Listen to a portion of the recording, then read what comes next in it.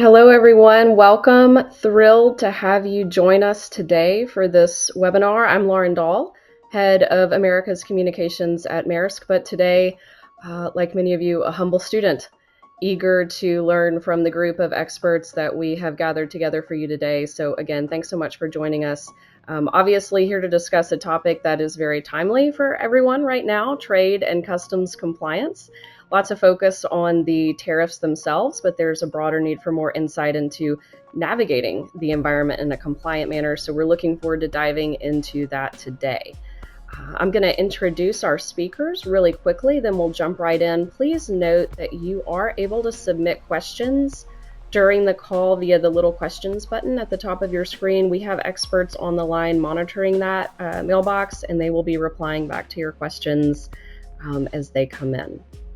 So let us tee up our experts, and I apologize in advance to this fantastic group because you all had very meaty and impressive bios that I needed to find a way to boil down to just a sentence or two. So I hope I've done justice to you guys. But first we have Laurie Dempsey. She's Acting Deputy Executive Director in the Office of Trade Relations at U.S. Customs and Border Protection.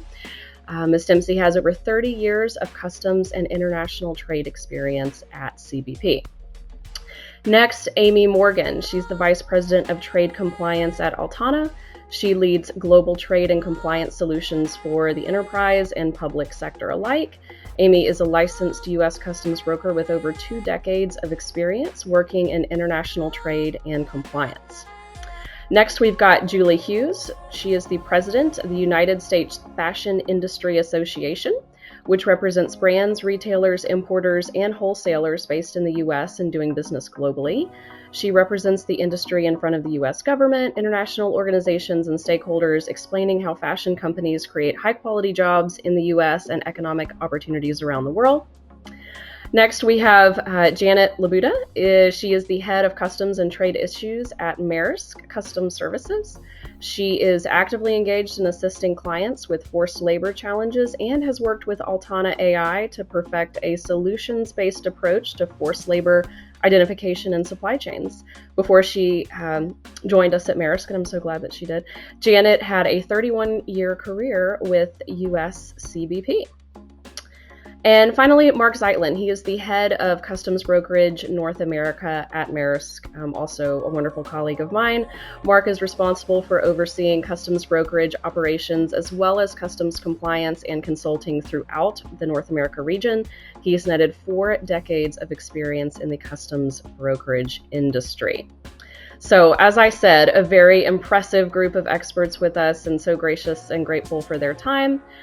So I think we should just get right down to it. And I'm going to start by asking Laurie, who is obviously very much in the thick of things at CBP, to help set the scene for us. So Laurie, from your vantage point at CBP, how would you characterize the current state of trade compliance in the U.S. right now, particularly in light of the recent shifts we've seen in trade policy and enforcement priorities? Well, thank you, Lauren. Thanks for that kind introduction. I've been in trade for quite a while, just like you said, and I can't imagine a time when trade was on the front fold of name your major newspaper. So definitely in the thick of things. Never thought that de minimis would be a household word, or nearly a household word. So I think I will sum things up by saying that legitimate companies just want to do the right thing. And what I thought I would do is just jump right in with recommendations for people and companies to maximize their compliance with customs regulations and policies. So this is a bit old school, but the Customs Modernization Act of 1993, not 2023, is still very relevant. The Customs Mod Act, as we lovingly call it, introduced the idea of informed compliance and shared responsibility between importers and customs. And another concept in the Mod Act was this idea of reasonable care. And so that's going to be a theme that we have woven throughout our conversation today. I wanted to highlight that because that's really critical during these changing times. So CBP is doing what we can to provide timely guidance. This doesn't mean we do it overnight, but we are working to get information out as soon as we have it, as soon as we've reviewed it, as soon as we feel like we've got the solid policies put together. I would also say focus on back to basics. Take a look at how you've classified and appraised the value of your goods. Understand how you came about with the country of origin determination.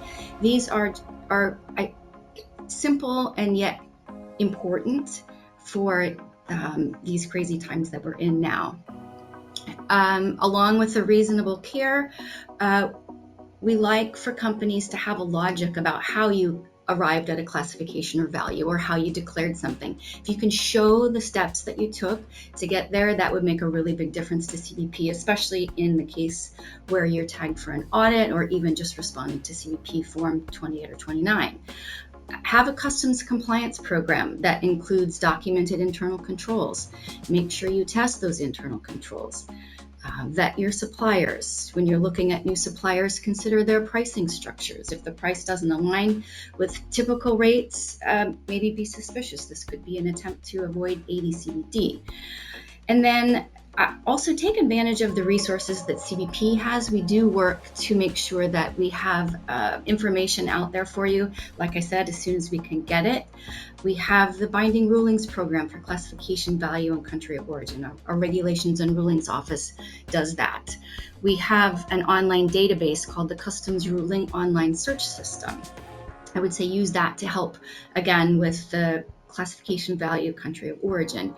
We have informed compliance publications that can direct you with current topics as well as kind of general topics to help you understand some of the more nuanced customs issues. You can also sign up for an ACE account, and this gives you access to your import data that will allow you to have access to reports to compile your import data. You can do national trend analysis. You can receive, respond to, and monitor CBP forms that you receive. Access the AD/CVD of anti-dumping countervailing database, identify and evaluate your compliance issues, and then finally set up payment options, including electronic refunds, which will be coming soon. We also have something called the Cargo Systems Messaging Service, or CSMS. That's another way that CBP pushes news and ACE system updates to our trade partners. The messages can be technical and dry, but they often have policy guidance woven into the content, especially when it comes to tariff implementation. We've had quite a few of those issued lately. And then finally, speaking of tariffs, we have a frequently asked questions page that has a ton of information that can help you make sense of the myriad executive orders that are coming out of the White House. This is located on the Trade Remedies page, and I can also provide Lauren with some links to all of the information that I just rattled off at the end of the session. No, thanks, Laurie. That was going to be my next question is links, and more links. Yep. I think we will definitely want to promote those. So thank you. So let us switch now to Julie. So from an industry perspective, how are you seeing fashion and consumer goods companies adapting their sourcing strategies right now to manage their tariff exposure? I think we may need you to go on off mute, Julie. Thank you. Yes. Okay. We've only done 1,000 of these, right, in the last few years yet. Apologies for that. Anyway, thanks for the chance to join you today and get off mute.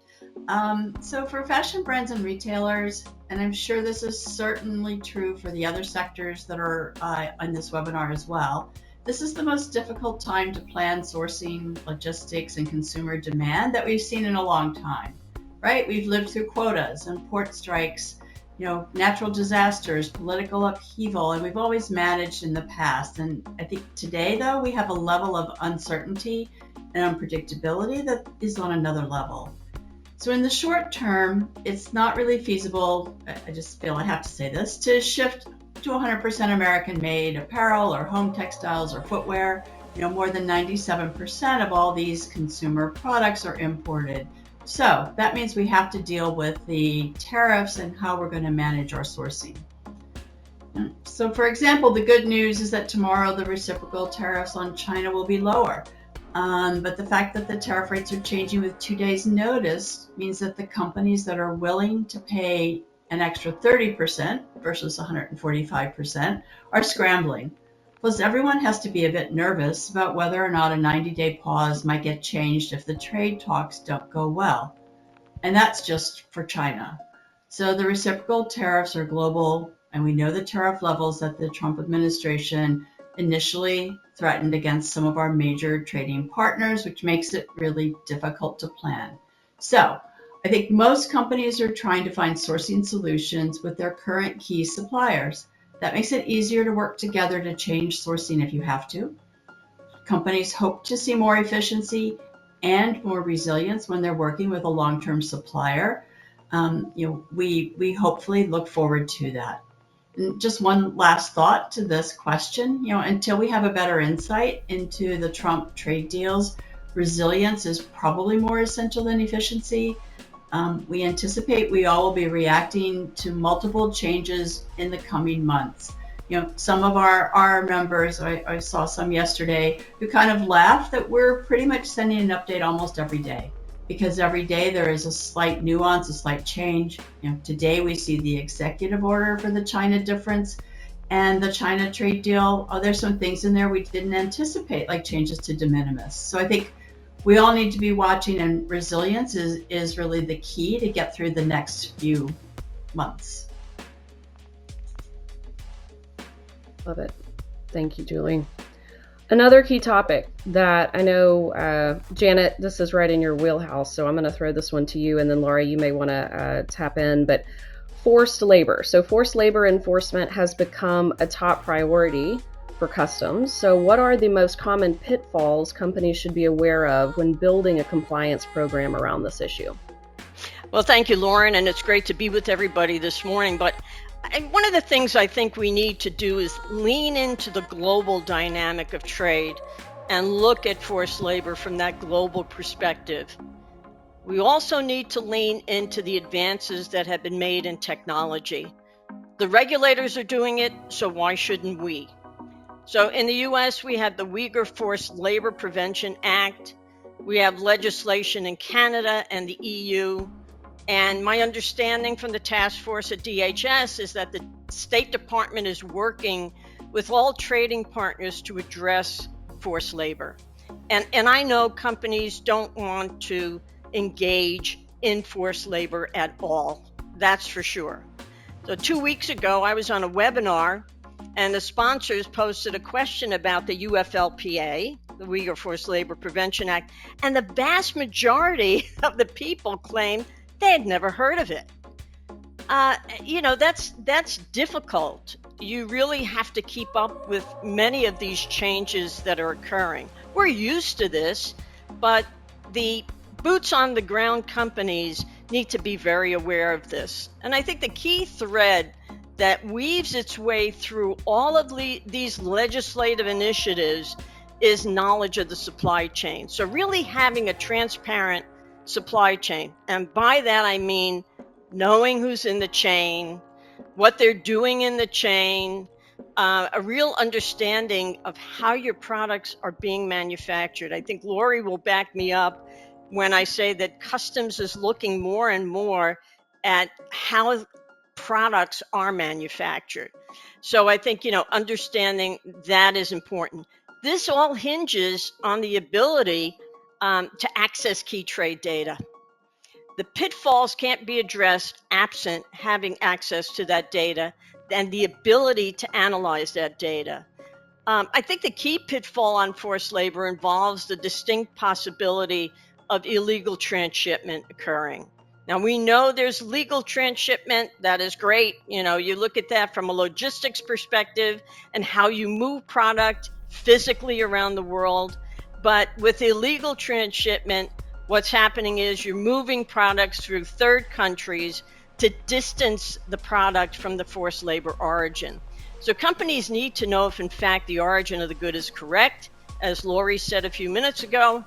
Who owns the manufacturing facilities?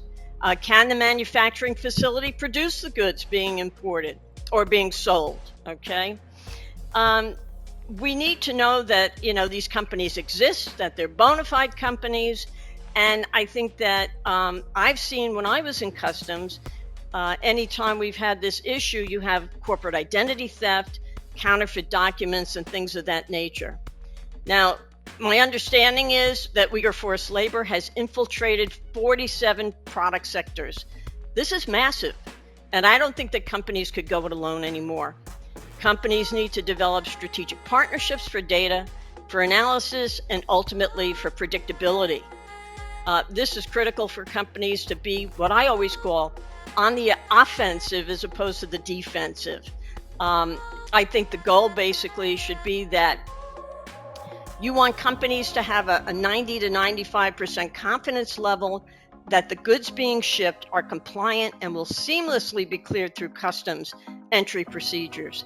I think Lori's going to agree with me when I say that pushing the compliance as close to the starting point of manufacture and away from U.S. ports should be the goal, so that when you're getting ready to ship these goods that they are compliant. The U.S. Department of Labor says that forced labor is occurring in 75 different countries. So how the goods move is very important along the supply chain. And I think that last week the U.S. government gave a clear signal that regulatory agencies are going to step up their enforcement game. I attended virtually the Customs Summit. The first panel that came out of the box was forced labor enforcement. And this is one of the reasons why you're going to hear from Amy Morgan that Maersk partnered with Altana AI to provide a tool for what I call piercing the veil of the supply chain. So really understanding what's happening. And not only that, it's not just for forced labor, and it's not just for the U.S. It's a global solution, and I think it has many applications, IPR violations, understanding sanctions, understanding ESG issues, and certainly I think it could be applied to tariffs, and I think it could very easily be applied to trade preference programs. So the government is, relying on companies to achieve this, and I think that we have the tools out there to do that. Thank you. Thank you, Janet. And go Janet, ahead, Lauren. Yeah, if I could jump in just with a couple more specifics. I mean, Janet covered this very, very thoroughly, but I did want to make a couple more points about, just like she was talking about, these are supply chain best practices that apply beyond forced labor. I know we're talking about forced labor right now. And then when it does come to preventing goods made with forced labor in your supply chain, the Department of Homeland Security has a public entity list. I wanted to flag that for people. This names the specific facilities and companies that source material. This is in specific to China and the Uyghur Forced Labor Act. So you can check that list. These goods made by these companies are on the prohibited list for importing. And then CBP also works with the Department of Labor and has come up with a one-page guide on what you can do specifically for your company. It's a combination of risk mitigation, engaging with stakeholders and partners, knowing that supply chain, like Janet mentioned, and it also developing those internal controls that I talked about earlier to help you monitor compliance, and then also remediate violations and set up independent reviews. So I just wanted to flag those 2 points. Thank you, Lori. Janet, I thought you were going to steal my thunder earlier in teeing up Amy, but I'm going to do it. So I loved what Janet said about going on the offensive, right? Companies being proactive. So Amy, Altana works with both public and private sector clients. So how are technologies like AI, federated data systems helping companies gain visibility into the forced labor risks that may occur in their supply chains? Yeah, you bet. Thank you for having me, and thank you for the multiple setups. I really appreciate that. Makes my job easy. So yeah, forced labor and all the other hidden risks that Janet had alluded to, illegal transshipment, sanctioned suppliers, these things don't live in plain sight. We know that. They hide deep in the upstream layers of our global supply chains beyond what most companies can see or verify. And that's the challenge, visibility and defensibility. It's no longer enough to just know your direct suppliers. You have to be able to prove at the product level who touched the goods, where, and under what conditions. And most companies, they can't do that, at least not with confidence. And increasingly, regulators expect that we can. We heard this loud and clear at last week's trade summit. And that's why Altana is addressing this challenge with an AI-powered platform that has mapped the global product value chains. We use AI to connect all the dots across all the messy, fragmented trade and supply chain data, customs filings, shipping records, supplier disclosures. And then we transform it into structured product level intelligence. And this is only possible through what's called federated learning. And what that means is that every company's data stays private, stays secure. The raw data itself isn't shared, but each participant in that network learns from the broader network. It's like contributing to a shared map without giving away your GPS coordinates. Okay, so that's how companies gain visibility into the upstream risks like forced labor while retaining full control over their data, their information. And that is what enables collaboration across companies and logistics service providers and the government. And I'd be remiss if I didn't underscore what Janet said earlier, is that forced labor is just one critical use case, but it's not the only one. This same approach, this same infrastructure is helping companies right now model tariff exposures, validating their countries of origin, streamlining their classification processes, and preparing for all those new regulations that are on their way.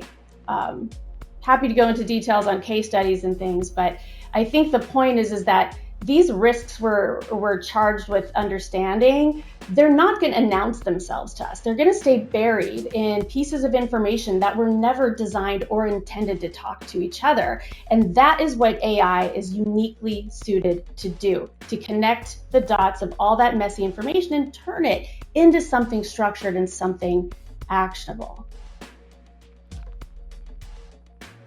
Thank you, Amy.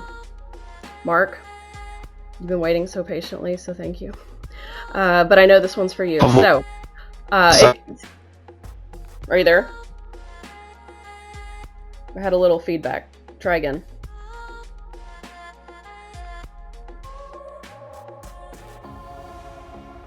I think they might have some issues with Mark's audio. So while he troubleshoots that, I'm going to go to Janet, because I have something that I know you or Mark are equally qualified to cover. What role do trusted trader programs or traceability tools play in reducing exposure to forced labor enforcement actions? Thank you, Lauren. Well, I think the government has made it very, very clear that they're relying on the trade community to monitor, again, what's happening in the supply chain. The concept of reasonable care that Lori talked about takes on greater importance when you move beyond the tariffs to really a critical area, and that's country of origin. I think origin is the linchpin for many of our import activities. The use of trade preference programs, the whole sanction dynamic, health and safety issues, the Lacey Act, endangered species, and so on. There's just so many things. And traceability tools are critical for continuing to partner with customs. It's a no-brainer. I believe that the more you partner, the more you tend to stay off of customs radar screen. And that's a good thing. I often have clients that say to me, I'm not telling customs anything. And I say, no, talk to your CEE. So the Centers of Excellence and Expertise.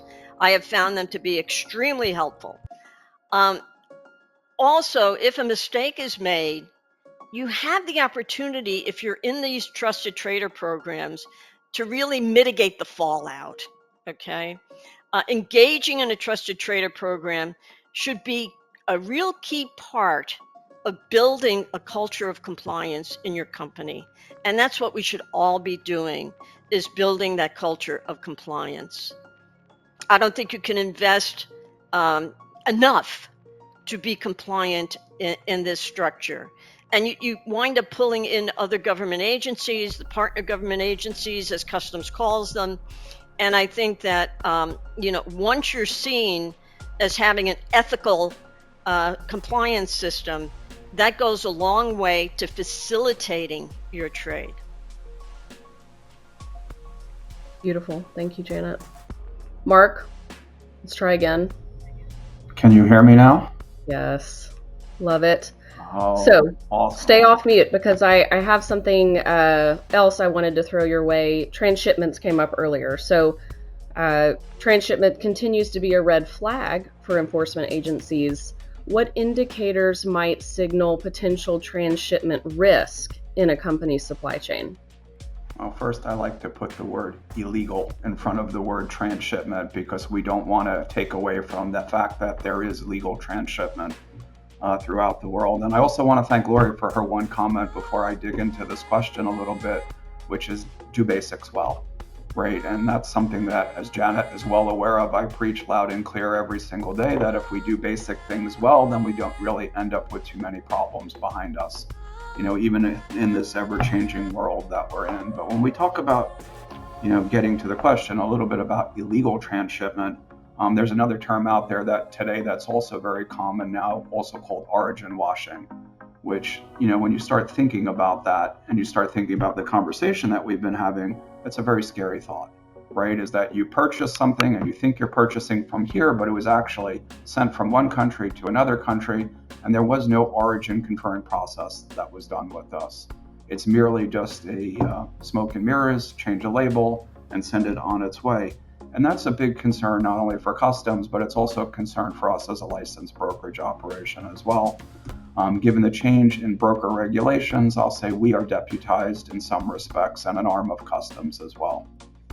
So it's important to keep that in. But when thinking about the factors that go into these things, high tariff, import quota, I'll say a protectionist environment, these are all things that kind of, I'll say, ramp up the thought of illegal transshipment, which is why, again, we've started this partnership with Altana and working very closely with them, because as a broker, our role has changed. And I'm going to give a 10-minute thing here on brokerage because that's where my heart is after 40 years. But understanding, that for many, many, many years, brokerage has been, as I read the other day, called a sleepy industry. We've just sort of been this thing that sits in a corner. Nobody really cares about this stuff. And look and behold, right now, we're front and center of everything. But the modern broker can't just rely on what was tried and true 2 years ago or 3 years ago. The modern broker has to change and evolve. And when I say that, it's really using a blend of knowledge and AI to kind of drive process. So when we're talking about illegal transshipment and with how our partnership works, we're able to kind of start digging into who the other partners are within a supply chain. And we can start seeing those components come in to the supply chain and knowing where they're being used and where they're being applied. And to me, and as Janet has said, the best thing that you could do right now is have a good offense, right? And part of that is who your broker is, because again, brokers never really got that far upstream with the work that they've done. They didn't really have to be involved. All we really needed to know is, well, what is this made out of? Now, as a broker, not only do you need to know what something's made out of, but you have to know each component part and how that each component part was manufactured. So it's become a much more upfront process and avoid the problems on the back end. So again, as I look at brokerage is changing. It is definitely going to be, the role of the modern broker is going to be way further upstream than it's ever been. And it's advising on all these other topics that are sitting out there. And Amy, I don't know if you have anything you want to add to that one. I don't know. You sort of gave the presentation I gave at NCBFAA a few weeks ago. Like, yes, I agree, Mark, absolutely. 100%. No, thank you, Mark, and I can attest that he and Janet have become somewhat low-key celebrities, given how much spotlight is on what they've been doing, and they are fantastic. Julie, one last question on this topic before we move on. So, what guidance or resources does USFIA provide to help your members verify origin and demonstrate due diligence to U.S. regulators? Thanks for that question. And can I just start first by saying what's been really clear for these last few months, the last 100 days, is that the brokers are the front line.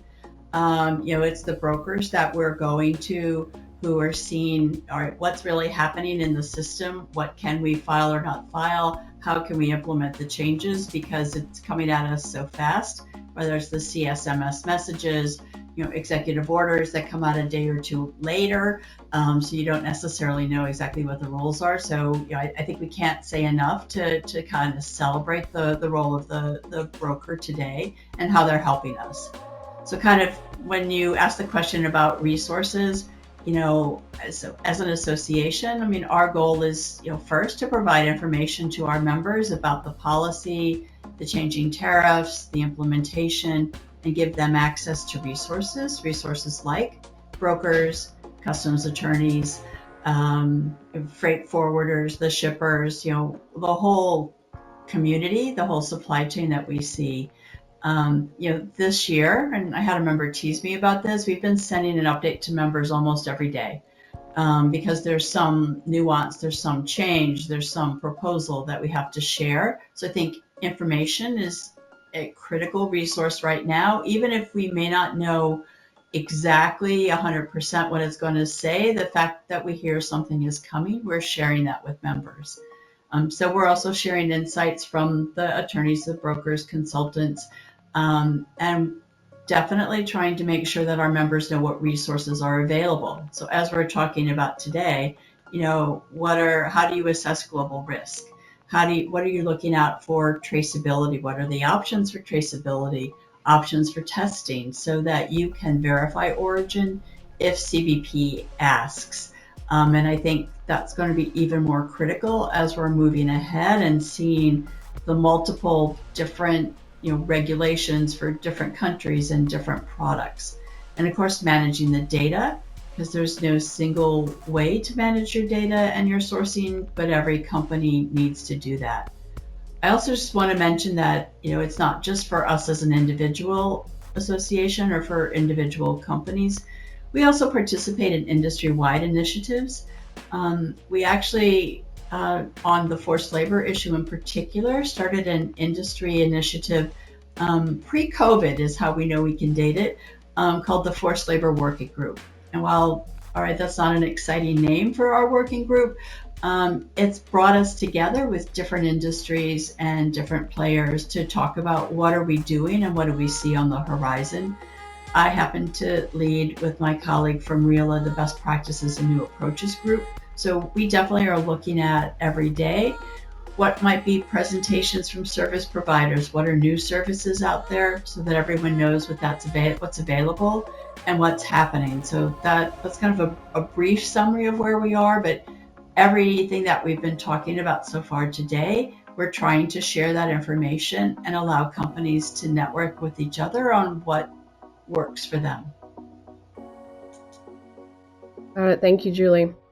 So switching back over to Amy, when we're talking about visibility, and you mentioned that things can hide all throughout the chain, where are companies still struggling with visibility? Are there specific tiers of the supply chain or kinds of data that are still particularly hard to access?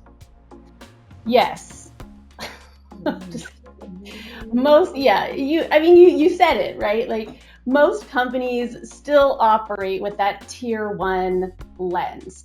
But take any of today's compliance risks, right? Forced labor exposures, inaccurate countries of origin, tariff vulnerability, environmental impacts, even natural disaster disruptions and all these things. They don't live at the tier 1. They live upstream. They live in that gray space between the sub-tier suppliers where the product transformations occur. there was a recent Gartner survey that said 60% of companies say they have visibility to their tier one. Well, that's lower than I would have expected, but okay.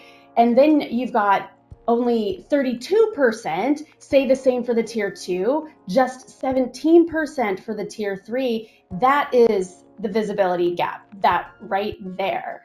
So, for example, we have an automotive customer who used Altana to model tariff exposures beyond the tier one transaction, right? They can use AI to see deep into the components that are flowing through their value chains.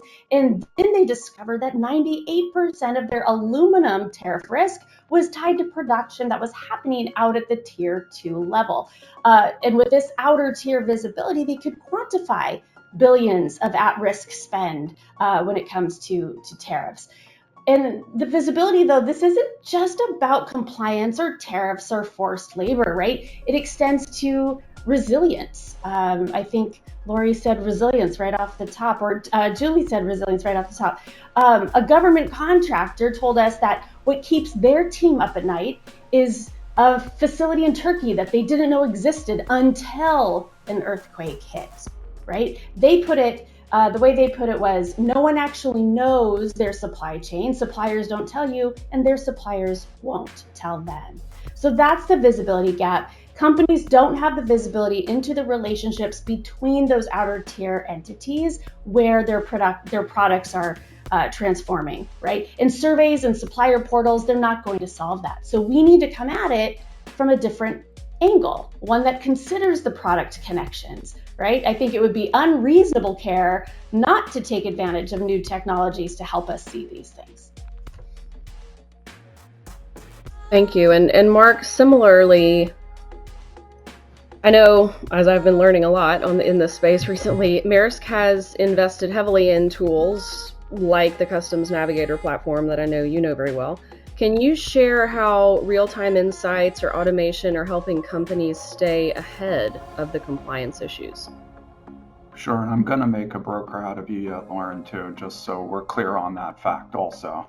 But real-time messaging and standard milestones has been, I'll say, a norm for us for a very, very long time. But if we look toward, again, the modern broker, it's not identifying flat milestones. It's more of developing partnership and working further upstream. And as we've talked about UFLPA, and we're talking about origin verification, and we're talking about free trade agreement, this again, where that partnership with AI and knowledge, that's where the rubber is going to totally hit the road and we're going to take off going forward. I am very proud of the fact that we are launching, and we have launched some new tools out there that I think will greatly help within the space. For example, we are now screening purchase orders for these varying risks, which allow importers the opportunity to not ship, request additional documentation, or whatever will be necessary. So having these type of screening mechanisms way up front now, as opposed to shoveling behind the way we've done all these things in the past, allows for options and the ability to pivot, change, request additional information, and move forward. So I'm super happy that that's there. And what's nice about that particular thing and the way we've laid out our data here is that we can take something from product idea. We have an idea of something, which then leads to global classification, which that tool exists, to purchase order, to shipment, to entry, to doing this risk screening prior to shipment, and you have all the data in one place. Having all the data in one place allows us to do other predictive analysis, such as potential for exam, potential for any other problems as well, all within the supply chain itself. So again, looking at how we view ourselves as a broker, yes, we do this transactional stuff, but we also have this global group of consultants with some very, very brilliant minds working behind the scenes with this AI technology as well to drive a whole new world that we're headed into. And again, it's been super challenging when we look at all the stuff around steel and aluminum derivatives. I'm lucky I still have my hair left trying to figure some of this stuff out. And as Julie has rightly so pointed out, as a broker, we've always been given 90 days to react to something. There needs to be a notice. Now we're lucky if we get 9 minutes, 9 days, to figure some of these things out. So again, I feel for customs because they're the recipients the way we're the recipients. I feel for all of you on this webinar as well. But know one thing, that there are tools that are out there. Know the tariff noise will die. Know these other things will become much more relevant as we move forward, especially with what I will call a protectionist environment that we're in. Thanks, Mark. And Laurie, so from a policy perspective, de minimis was mentioned earlier, obviously a hot topic. The expiration of that exemption has major implications for importers, obviously, especially those relying on the small parcel shipments. So how is this change affecting compliance operations, and what do you think companies should be doing now to prepare for increased scrutiny in this space? Thanks, Lauren. I mean, this was a huge shift. We had hit over 1 billion shipments, de minimis shipments every year. So just in terms of the sheer volume of cargo that was taking advantage of the $800 or less duty-free, tax-free. I think the biggest change for CBP has been to get more information on these shipments, because essentially the cargo clearance shifted to either informal or formal entry, which has bigger data requirements, including the 10-digit HTS number. So in terms of enforcement, that was certainly a benefit to CBP, because a lot of the violations, the majority of the violations that we were seeing were happening in the de minimis space, whether it was drugs, IPR violations, any number of different violations that were happening. So in terms of CBP's perspective, we are grateful to have the additional information. We understanding the burden that this places on companies, because now they're responsible for providing that extra level of detail, and of course the duty payment as well. So, I hate to sound like a broken record, but to go back to some of the concepts that I mentioned at the beginning of the webinar, which is just knowing who your parties are, having that information, having your import compliance program, those things can help in this regard too. Anything else on de minimis? Yeah, I could add one other point here too. Laurie mentioned entry types 11.1, informal, formal. To me, the key word is entry there. Whether it's an informal or it's an informal, they all come with the same requirements, and those same compliance requirements still stick. Whether it's $800 or $800,000, it doesn't matter. So again, as Laurie points out, know who you're working with, know how to classify the goods, know the origin of the goods, because again, all of these things come with the same, I'll say, potential risk or headache that you could have, irregardless of what the value is. All right. Janet, so we've spent a lot of time talking about being proactive, going on the offense, and trying to prevent some of this upstream. But let's say a company discovers a potential compliance issue, such as maybe inaccurate origin claims, for instance. What steps should they take to mitigate the risk and engage with authorities constructively? Maybe start with Janet, and then Laurie, I'm sure you'll have some perspective too. Thanks, Lauren. Well, obviously I think companies should be looking introspectively and test transactions, keeping compliance and sourcing departments close to the C-suite. I can't tell you how many times companies come to me and they go, their compliance department, we never get a seat at the table, okay? And that needs to be done. And in keeping with what Mark said, I always say using your broker as a force multiplier in your compliance journey is critical. And if your broker doesn't have those abilities, it's time to look differently at how you're moving product from an import or export perspective. So looking to strengthen, as Laurie said, your internal controls and testing them. We always talk about the fact that you could have all of these written down and then it becomes a coffee table book, but you have to show that you're implementing these things and taking the necessary steps to really predict or adjust. I hate to say that people are reactive to things. You want to be more active in addressing some of these things that are coming down the pike.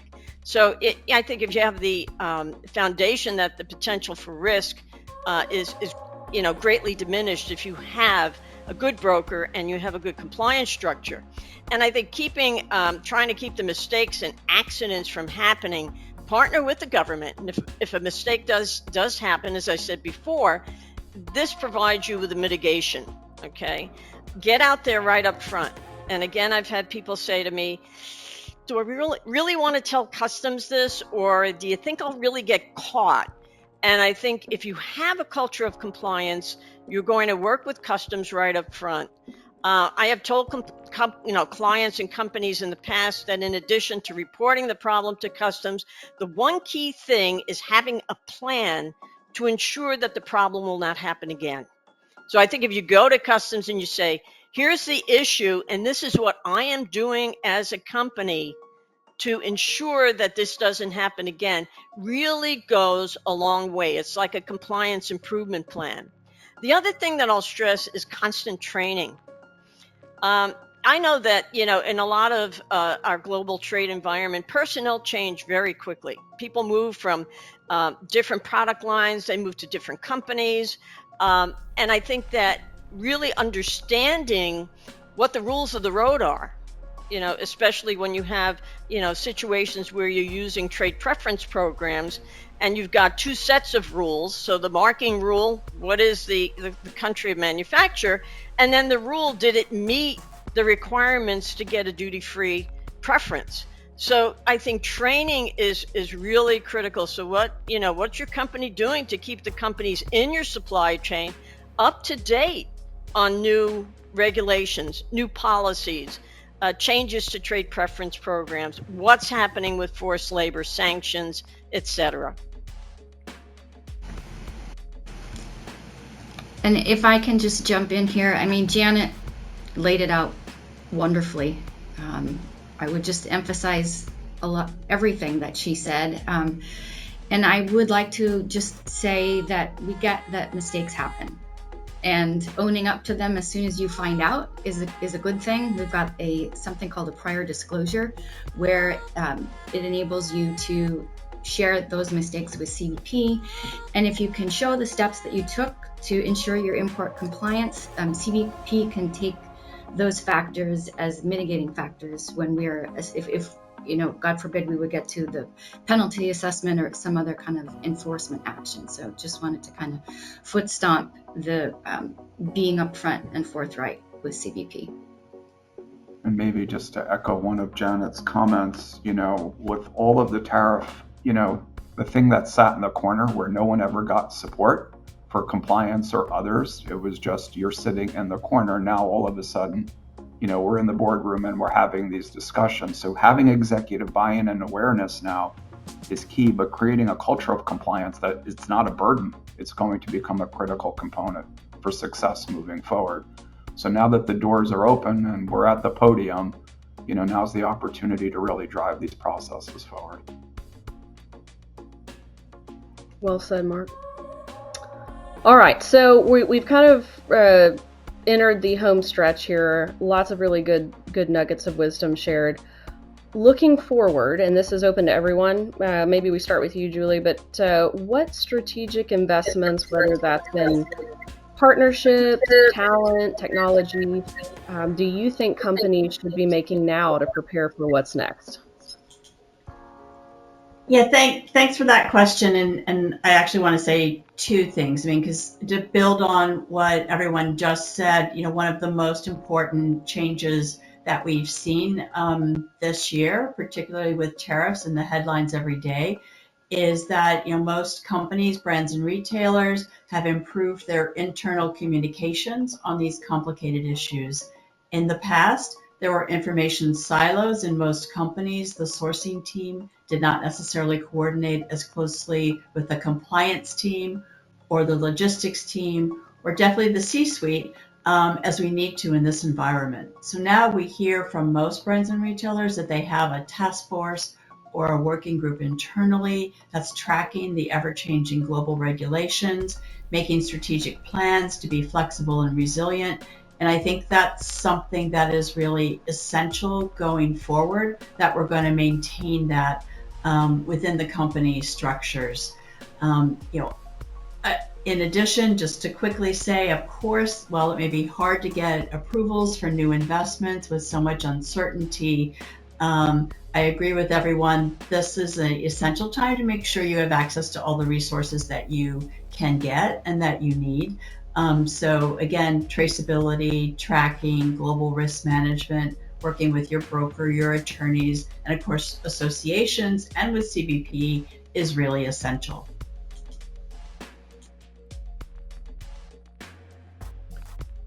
This is whack-a-mole here. Janet, you're up. Okay, sounds good. Well, I think we're in a situation now where we're really experiencing what I would call a seismic shift in international trade. And I think being able to craft a forward-thinking and acting strategic plan for companies is going to allow companies to be in a position not to be caught off guard. And I think, knowledge is critical here, and understanding, your business plan. What do you want to achieve? And then what could possibly have a negative effect on that plan? So that's going to help you be, as I would say, more on the offensive as opposed to the defensive. So that compliance plan and what, Julie said, partnering not only externally, but internally in your corporate structure is going to be really, really critical as companies move forward. Yeah, listen, I'll chime in now if it's okay, Lauren. Because what we're hearing is about making better use of trade intelligence. We say trade compliance, but what we mean is the trade intelligence inside the brains of the people who've been working in this department for years, right? So how do we make better use of trade intelligence without adding headcounts or overtaxing that department? Well, what if we could embed it across all of those different functions that have been raised here, right? Procurement and sourcing, logistics and legal and finance and all the rest, right? Not only for compliance, but to help our companies make those better decisions in each of those functions. That the most forward-thinking companies that I've talked to, they're not investing in standalone compliance tools because Mark's right, there's no budget for that, right? There never has been really, but they are investing in infrastructure that makes trade intelligence accessible across the business, across all of those different functions who are now asking the questions they didn't ask before. What's our China exposure? What if tariffs change tomorrow? Where are we vulnerable, right? And you can't answer those spreadsheets with or you can't answer those questions with a spreadsheet or with a supplier survey anymore. So if we can't out-hire regulatory volatility and we can't out-spreadsheet it, what can we do? Well, we can use the tools at our disposal because there is budget for that, especially if you don't couch it as a compliance solution. You couch it as a trade intelligence solution that will benefit all of the different functions of your business. There is budget for that. I've seen it happen. That doesn't just automate random tasks in silos, but actually turns all of your data into something you can take action on. And that is what AI can do, or the right types of AI can do. And that's what we're seeing companies invest in.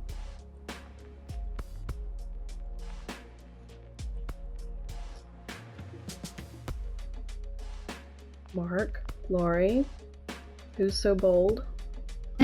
So bold. Well, Ladies first. Oh, all right, Mark, thank you. I just would tag on to what Amy was talking about in terms of take advantage of the information that's out there already. There are a lot of online resources that don't cost anything. CBP does work very hard at making sure that our policy is transparent as quickly as we can. We're also in kind of react mode right now, as we all are, but we do try and make sure that we have those guide rails as quickly as we can. And I just can't emphasize enough how it doesn't hurt to ask. So don't be shy about talking to CBP. Talk to your Center of Excellence. Talk to our Regulations and Rulings Office. Take advantage of those resources. And for me, I think it's just don't be afraid to ask, right? As Lauren, you know, our inquiries are up by almost 900% since January as far as what's going on and what do I need to do. But my one caution to everyone is be careful with everything you read in the news and trust. And some of those sources, as we've seen some bad journalism out there or some sensationalism out there, we want to be really careful that you're looking at news from the White House, news from Customs, the CSMS messages, news from us. Watch the sources that you take your information from, because that is going to be critical, because as we've said, we've seen some poor journalism out there recently as well. All right. Well, wow. No shock. I learned a lot. I hope everyone who tuned in learned a lot. I believe we're going to see a very, very brief survey pop up for everyone if you are able to take that before you log off.